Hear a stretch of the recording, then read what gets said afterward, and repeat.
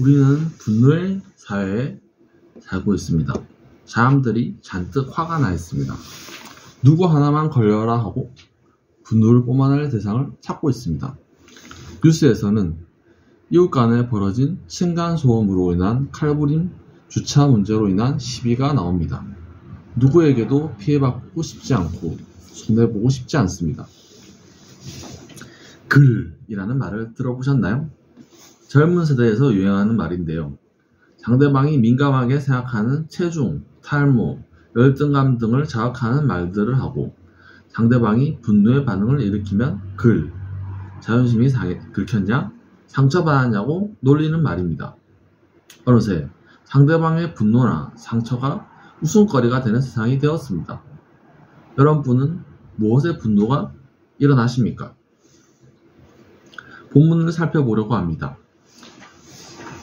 본문은 마태복음 5장 21절에서 22절입니다. 옛 사람에게 말한 바 살인하지 말라. 누구든지 살인하면 심판을 받게 되리라 하였다는 것을 너희는 들었으나 나는 너희에게 이르노니 형제에게 노하는 자마다 심판을 받게 되고 형제를 대하여 나가라 하는 자는 공회에 잡혀가게 되고 일어난 놈이라 하는 자는 지옥불에 들어가게 되리라.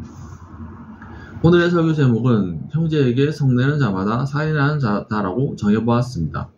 구약의 십계명에 따르면 살인하지 말라는 계명이 있죠. 십계명 중 6계명입니다. 마태복음 5장부터 7장까지 예수님의 산상수훈이라고 합니다. 예수님께서 세상에 오셔서 새로운 법을 선포하시는 장면입니다. 예수님은 십계명 중에 하나인 살인하지 말라는 계명을 이야기하시며 살인하지 말라는 법은 더 확대 적용하십니다. 살인하는 것만 죄가 아니다. 형제를 미워하는 것도 죄라고 말씀하십니다. 이 말씀을 잘 이해하기 위해서 하나의 예문을 보려고 합니다. 성경에서 형제를 미워해서 살인에까지 이른 사건이 창세기 4장에 나옵니다. 아담의 타락 후 아담이 자식을 낳으니 그 이름이 가인과 아벨입니다. 이 사건은 여러분도 잘 아시겠지만 두 명의 형제가 하나님께 제사를 드렸는데 하나님께서 아벨의 제사만 받으시고 가인의 제사를 받지 않은 사건이 일어납니다. 가인이 어떻게 했나요? 아벨을 죽여버렸습니다. 왜 이런 일이 일어났을까요?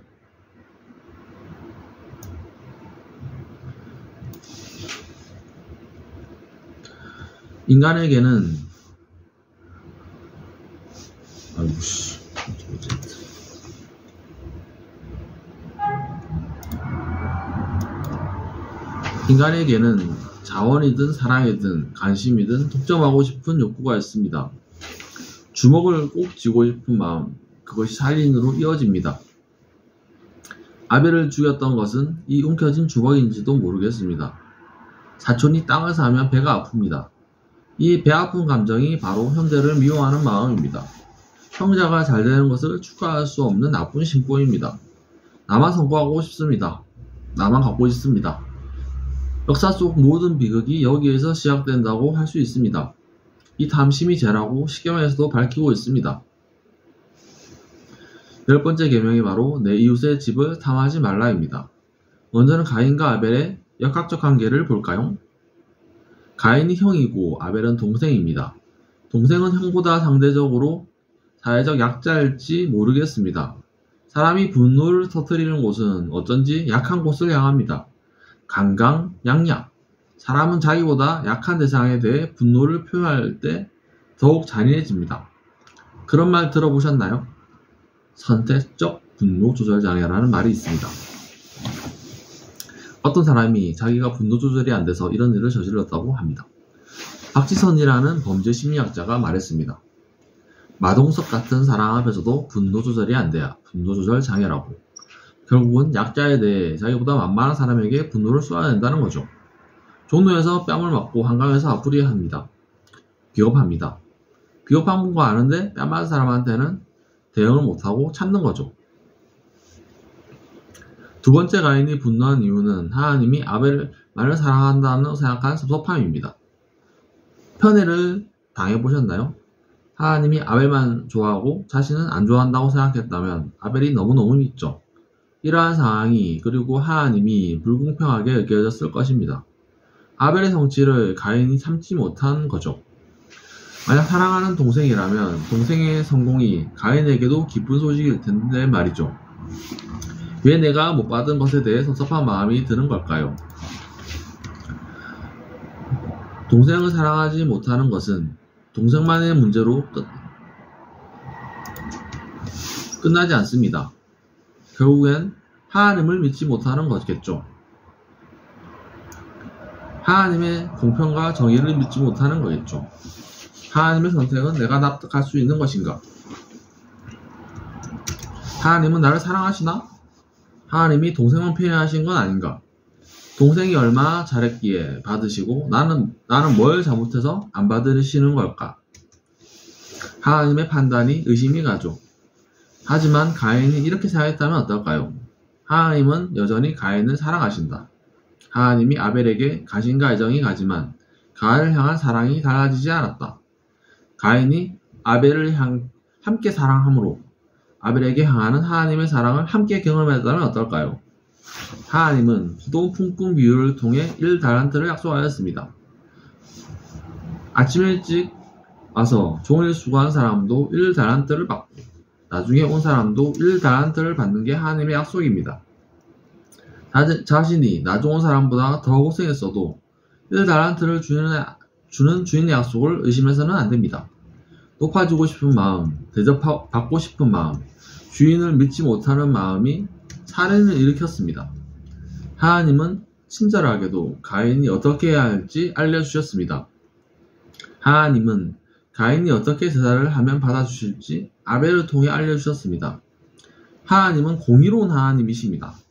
그렇다면 가인이 가지는 바른 생각은 아벨처럼 하나님께 제사를 드리면 하나님이 받으시겠구나라는 생각하는 것입니다.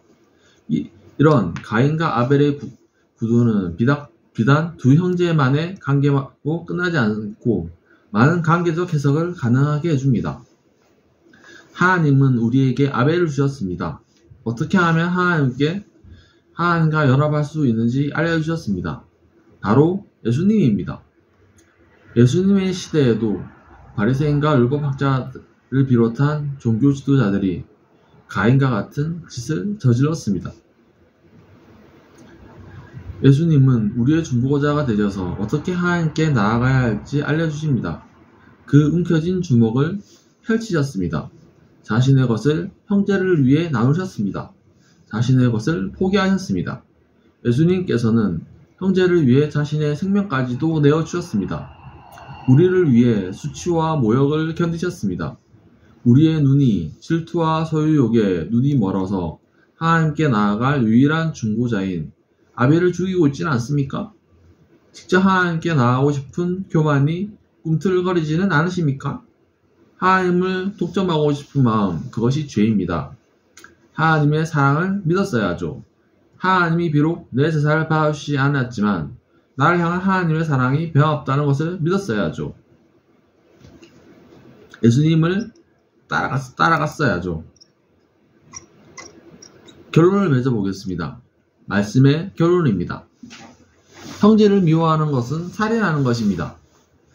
예수님께서 가르침을 주십니다. 살인하는 것만이 죄가 아니다. 미워하는 것도 죄다라고. 현대사회는 갈수록 개인화되어가고 있습니다. 우리 예수를 따르는 자들도 그리스도인들의 사역마저 피해를 받고 싶지 않고 피해를 안 주면 죄 짓지 않는 것이라는 생각에 안주하고 있지는 않습니까? 예수님은 형제를 사랑하라고 이야기하십니다. 악을 피하는 것이 선이 아닙니다. 하나님께서 물으십니다. 내게 준 시간과 인생 동안 넌 무엇을 하였느냐? 우리는 적극적으로 사랑을 실천해야 합니다. 형제의 고통과 아픔을 내 일처럼 여길 수 있다면 그것이 사랑이 아닐까요?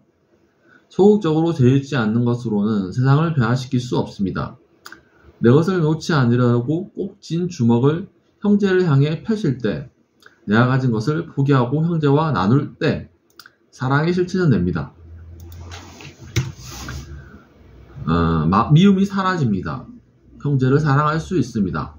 하나님이 우리에게 사한 싸움을 다 싸우면 면류관을 주신다고 하셨습니다. 면류관의 의미는 우리의 사랑을 받은 자들이 우리의 행한 선에 대한 증언이라고 생각합니다.